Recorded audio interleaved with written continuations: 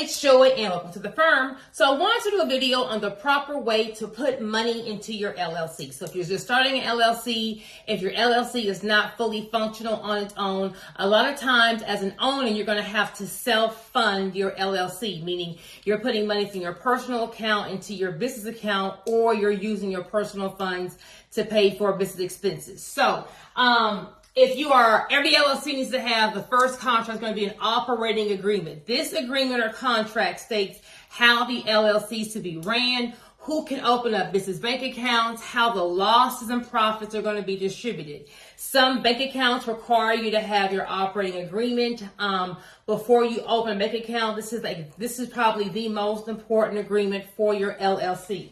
If you are the only member of the LLC, or if you're the only owner of the LLC, you'll have a single member operating agreement, and you can get that on my website. Or if there's more than one person, you'll be a multi-member operating agreement. You can get that on my website.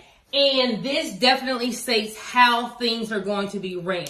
If there is more than one member of the LLC, you definitely need this agreement, because this is going to be kind of like your partnership agreement. It's going to kind of really explain how things are going to be ran, profits, loss, the business.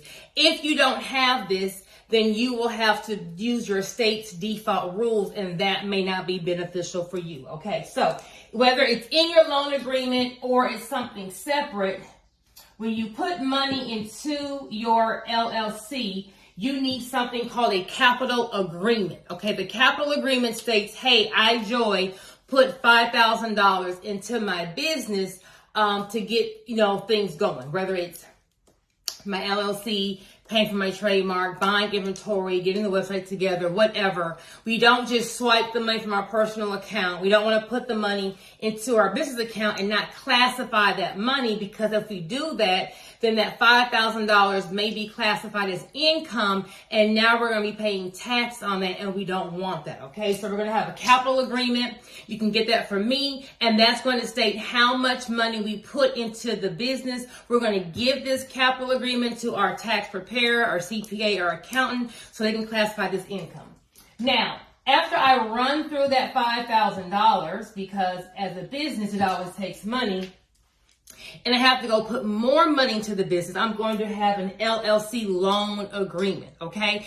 This is saying that Joy is loaning Joy's Lashes LLC $5,000. Okay, once again, by having this LLC loan agreement, that money will not be classified as income, so I'm not paying taxes. I'm just putting the money into the bank account, and the LLC, once it starts making money, can then pay back me for this loan, and that may also work as a tax deduction. Talk to your tax professional. So, operating agreement, you must have. Capital agreement, when you first put that initial money into the business. Also, your capital agreement can include, if you're doing other things, like I'm an attorney, let's just say I'm doing all the legal work, that can be a capital contribution. If I own real estate and I'm saying, hey, our business can be here, I won't charge you rent, that could be a capital contribution. So our capital contribution agreement is what we're going to have second. And then last but not least, as you continue to put money into your LLC, it needs to be documented with an LLC loan agreement. Okay? If you have any questions on these documents, or you're wanting to get these documents, DM me.